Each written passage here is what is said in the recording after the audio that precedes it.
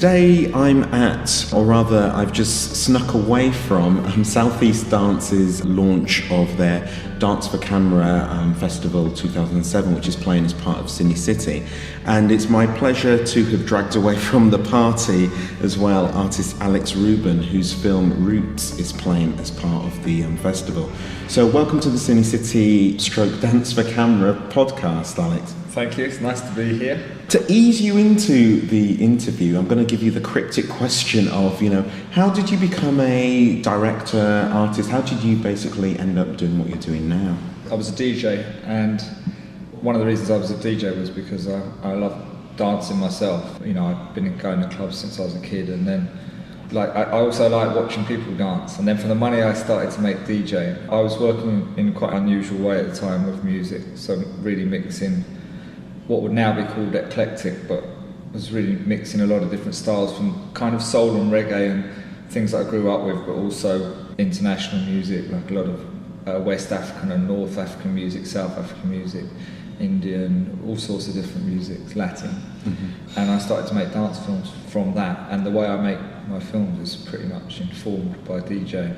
Not in a self-conscious way, not like by fiddly kind of scratchy editing or something, but more in terms of the editing and how one set of images and sounds is linked to another one, just as you would when you were DJing. So kind of the way I make films was formed by that. One of the big things when you're DJing, or at least when someone decent is DJing, is their reaction to the crowd. Yeah. You've got your set, you might have a set planned out, but if the crowd's going a different way, you kind of have to embrace that and maybe slowly bring them around to what it was that you wanted to present them.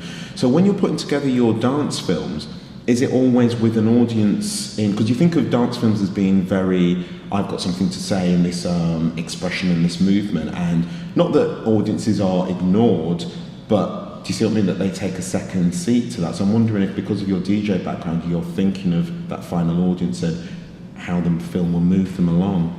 I DJ very much by playing to the audience, but not in an obvious way. So I really am interested in the feeling of the audience and how it responds, but also in playing things that are completely unexpected for them, and managing to keep people on the floor and dancing not by beat mixing, which I don't really do, but by the links between the musics. So Roots shows the links between the musics and dance. I don't think of the audience in terms of, which audience am I going for, because I think you have to go the other way and do something that's really emotional and personal to yourself. So it's very much just about you, the artist, without wanting to sound too pissy about it. Because then if you're being emotional, if you're really looking at feelings, then that's usually the best way to connect with people, with some kind of honesty.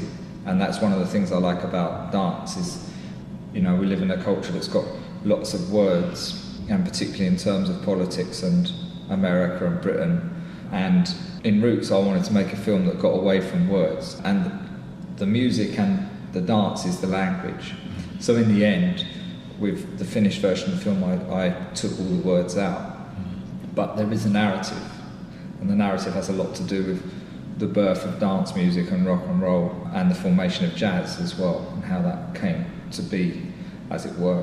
And to show that dance actually formed a lot of that, much more than people imagine, and also things that we don't necessarily associate with rock and roll or dance music or jazz, like American Indian music or like French music, were also huge contributors. Mm-hmm. And that jazz also came from dance. A lot of the musicians were not just pulling their sources from everything from, obviously, from West African traditional music, but not also just from the Black West Indies, Creole culture and French, but also from American Indian dancing and, all sorts of things. So I try and show that in the film, but maybe you've seen the film, so maybe you can tell me, but maybe the experience is more like a performance or like a DJ set, maybe. Yeah, there's definitely a blending, and I suppose before we kind of delve into it, I should get you to explain a bit more on the structure of Roots, because I haven't necessarily seen a lot of dance films, but it wasn't what I was expecting out of a dance film. That I kind of mentioned that before we started recording. So would you be able to kind of just tell us about the idea that is the basis of Roots? Well, people would ask me how I dance like I dance, like why I dance like that, and I had no answer and they assumed I'd been taught or something. Not that I'm just such a fantastic dancer, but it seems to combine lots of different styles or fluid styles. But I'm just responding to the music. So I went back to look at the music that first made me dance, which was things like Fats Domino and, you know, Chuck Berry and soul music. And I went back to try and find where that came from, try and find how I dance. And also, the model I used to do that was a famous box set of records called Harry Smith's Anthology of American Folk Music. If you look in The Guardian today, actually, it's in there, in their 1,000 best albums. So you can find it online. In the 50s, he went around collecting all the oldest and his favourite American folk music, so folk, blues, country, basically. So that music was from the late 20s and early 30s, and then he put it out on this set. And when I hear this set, to me, people say, oh, he's an anthropologist and blah, but he's not really. He was acting like an artist or a DJ. When I hear it, it's like, it doesn't matter that it's like, you know, 30, 40, 50 years old, or the music's older than that.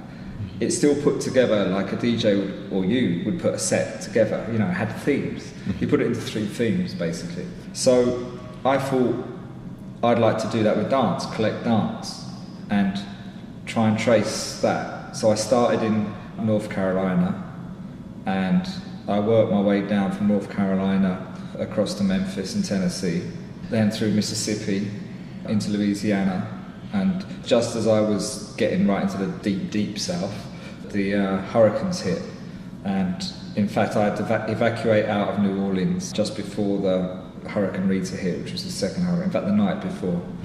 And it was heartbreaking for me because I really loved Fats Domino. Fats Domino's from New Orleans, and I wanted to see his home. And of course, New Orleans is destroyed in the form that we know it for the last few hundred years. And, you know, that was like, it was kind of heartbreaking. But along the way, I found amazing things. Like I found that I knew Fats Domino's version of Jambalaya, which was a song that I really loved. I learned what the words meant in Jambalaya because they're a mixture of Cajun English, which is French, Quebecois, or the Acadian immigrants that had to leave Canada, French immigrants had to leave Canada to come into Louisiana because the English kicked them out of Canada. And then I found out that the Hank Williams version of Jambalaya is in fact a French Cajun song in French called Grand Texas. You know, and all these things start to make sense about where you can hear the links in the music.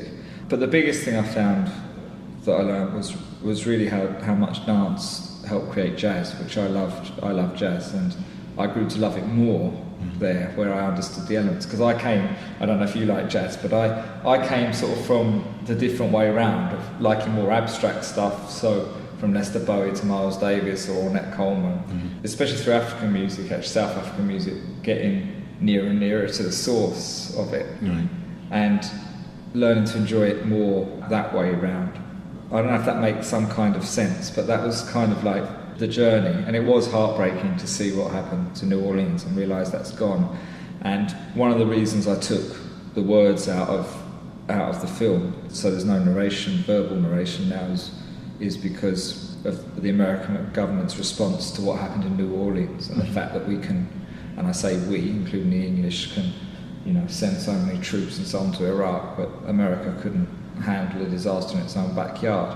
And there's a racial history to that, because in the 18th and 19th century and going into the 20th century, New Orleans had more black-owned businesses than anywhere in the United States, and it was a much more racially mixed and vibrant area because of it.